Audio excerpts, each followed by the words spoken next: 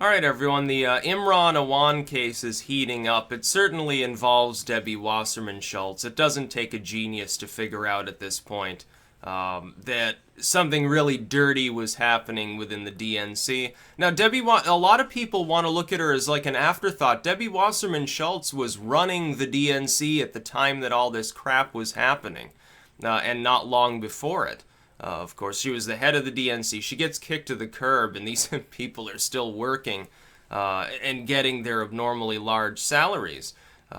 We know that money changed hands with groups within Pakistan. The Muslim Brotherhood has been mentioned by Anthony Schaefer as a possible culprit of what was happening here.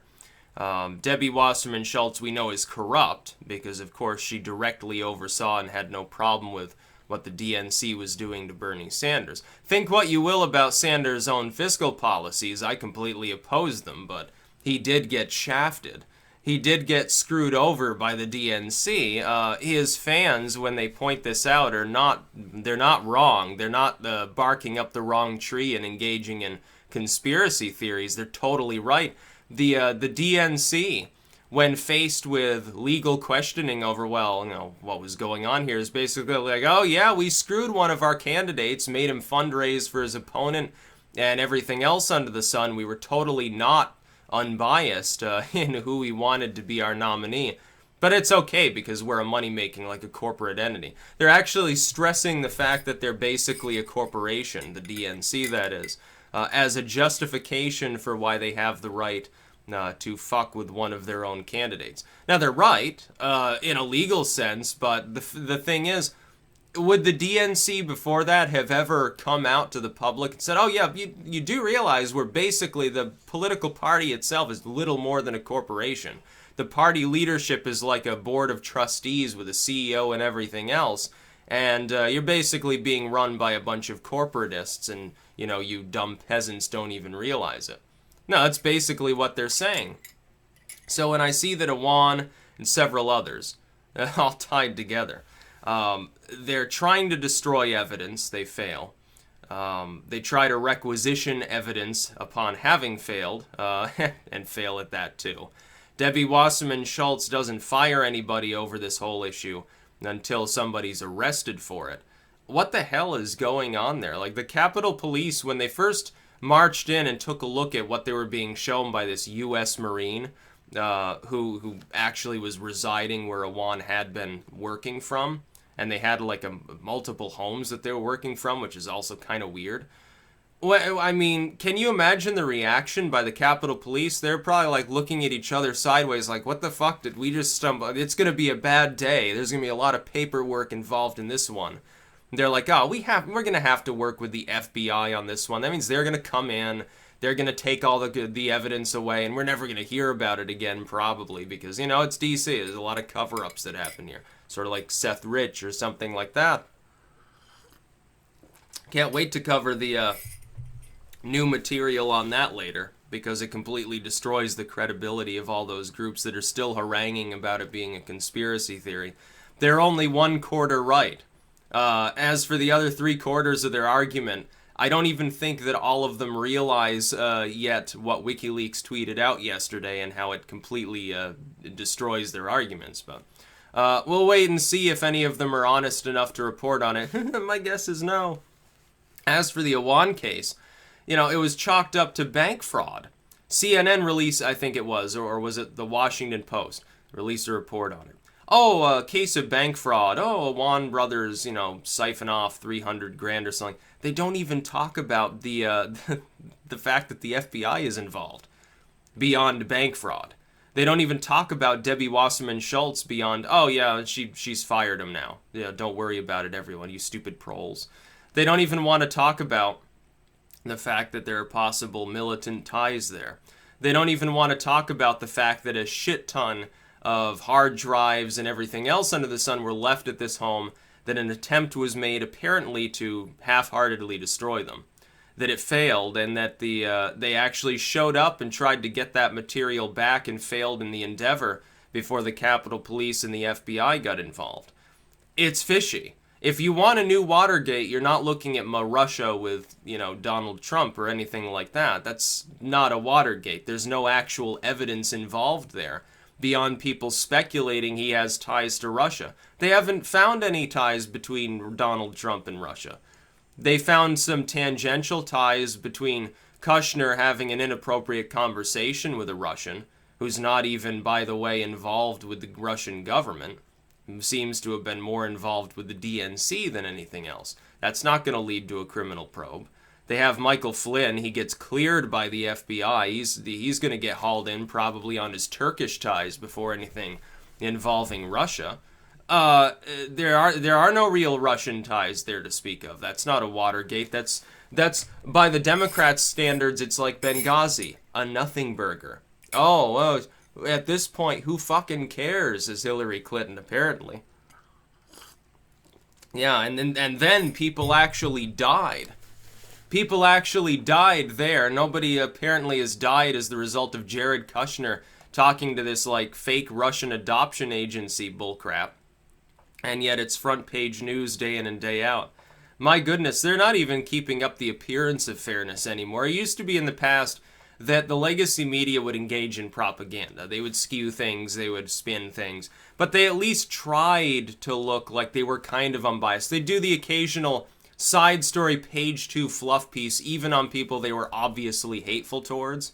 They would do that to keep up appearances. Oh, yeah, we friggin' hate George W. And in all honesty, the hate was deserved at that time, so I'm not faulting them for that. But look at him playing with his dog. Okay, maybe he's got some redeeming facets to his character. Have you seen anything like that in the last 6 months regarding Trump, except from a few outlets that actually praise him consistently and never criticize him? And that's just as bad. If a group is saying, oh, Trump is the God Emperor, he's so wonderful, and they're never willing to call him out for something that he does that actually is ineffective or falls through. Like, oh, yeah, you've tried and failed 4 times on healthcare, or you suggested we should open CIA black sites while lambasting Obama for lack of NSA oversight. They won't even criticize him for that. I will. But even some of the more honest and thoughtful commentators on YouTube within politics or on any of these other sites, even some of them are like full Trump mode, and they just gloss it over. They never even talk about it. It's a lie by omission. It's the same as what like Snopes does, or PolitiFact, or, in all honesty, CNN, or one of these groups. They simply ignore something that's inconvenient and don't report on it. So if Trump does something that actually works, you're not going to hear about it much on CNN. They might cover it briefly. It won't be front page, and they'll quickly scrub it anyway and demote it off of their own site to like page 37 or something like that. That's what they do to poor Trump. Meanwhile, it looks like the former head of the DNC was in open collusion. We'll use that term because it has meaning to so many people. Open collusion with foreign entities through some of her staffers that were, committing, at the very least, committing bank fraud, and it looks like there's a 10,000 times more dirtiness going on there. And nobody even wants to cover the story. It's like, oh, totally hidden.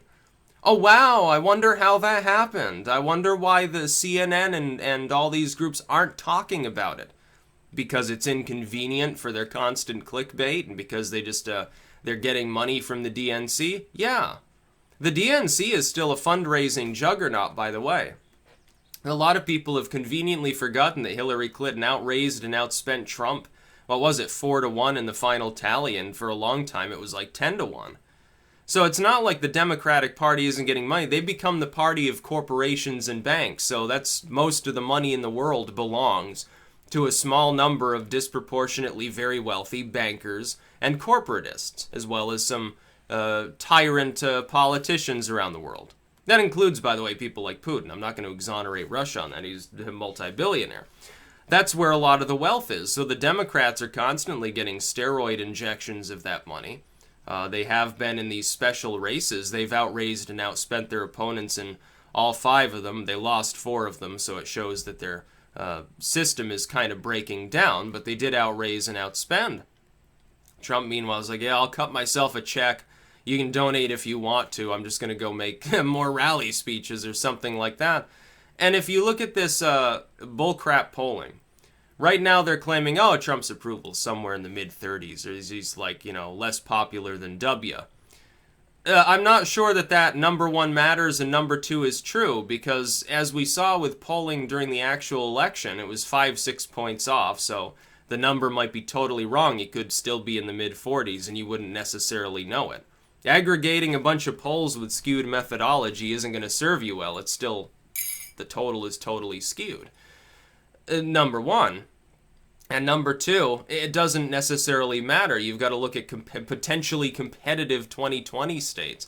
You've also got to wait, by the way, until the midterms to see what happens to the two parties. If the Democrats fail in the midterms, as I suspect they probably will, it's not going to look good for them going into 2020 unless they have a complete overhaul from within the party. It's not necessarily something they're capable of doing, though. Here's the problem. Right now, all the mavericks are like old and not as well spoken. You got like Bernie Sanders or Elizabeth Warren or something trying to overhaul the party.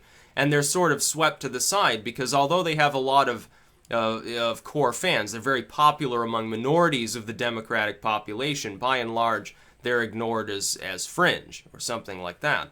You need somebody who's either progressive or an old style like JFK Democrat, someone who leaves the neoliberal corporatism behind. You need somebody like that who's on the younger side and who is very charismatic. You essentially need another JFK or Obama style character who nonetheless is not a neoliberal like Obama was. That's what you need to save the Democratic Party. Are they going to be able to find one? Because I'm not seeing any. I'm seeing people who are old and people who are essentially technocrats. That's what I see leading the Democratic Party. And the latter loves surveillance and AI and stuff and is beginning to look a little dystopian, as we see on YouTube with its new announcements, or certainly Facebook for some years now. Yeah, let's get Mark Zuckerberg to run so he can be the first liberal Buddhist president who doesn't take his own spirituality seriously and has repeatedly engaged in data mining on behalf of corporations. That's a great idea. Let's get The Rock to run. No political experience, and we keep ranting about how that's a problem when we're talking about Trump. But it'll be great. It'll be two celebrities against one another. Only this time Trump will actually have the political experience, which will be even funnier. I can't wait till the 2020 election. Only thing I worry about is, am I still going to be using YouTube at that point? Because is it going to be a place for me to put content where it's not going to get put in the naughty corner, as Gizmodo is calling it? I'll be weighing in on that in a bit. I think even odds are that I am, and that I'm using a different platform. But for people who want my content, by the way, I'm never leaving. I'm never going anywhere. It's not like I'm going to randomly close my YouTube account. It's just I wouldn't upload as frequently. I'd be uploading it elsewhere. And you'd be told, ahead of time while I'm still backing stuff up. You'll be told 3 or 4 times, I'm sure, on YouTube where I was going to. Might be more of a presence on VidMe, could be Vimeo, Dailymotion, LiveLeak, if I could figure it out anyway. LiveLeak could probably be the best. Format-wise and TOS-wise, LiveLeak has an advantage over any other video hosting site I've fucking seen. But they seem incapable of designing it specifically for people to host videos in a channel-style arrangement. What are these people thinking? Somebody get on the phone with the people running LiveLeak and tell them, you got a golden opportunity right now if you reformat things a little bit. Because you look like pre-Cosmic Panda YouTube anyway. Even the color scheme is similar. So give people their channel presence and make it easier for them to put video on there. Oh, your site will really take off. Because you already allow the edgy content. They got videos of people getting like chainsawed and stuff like that on LiveLeak.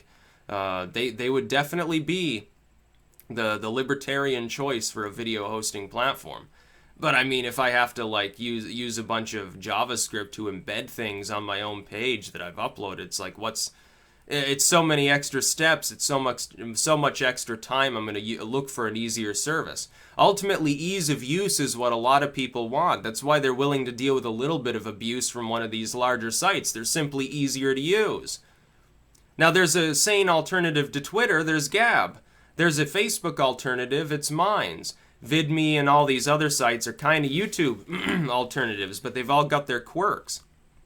Whether it's design, whether it's a hard cap on what you can upload, whether it's their TOS is fundamentally similar to YouTube's, whether it's they suppress the politics category. Get on the ball with this.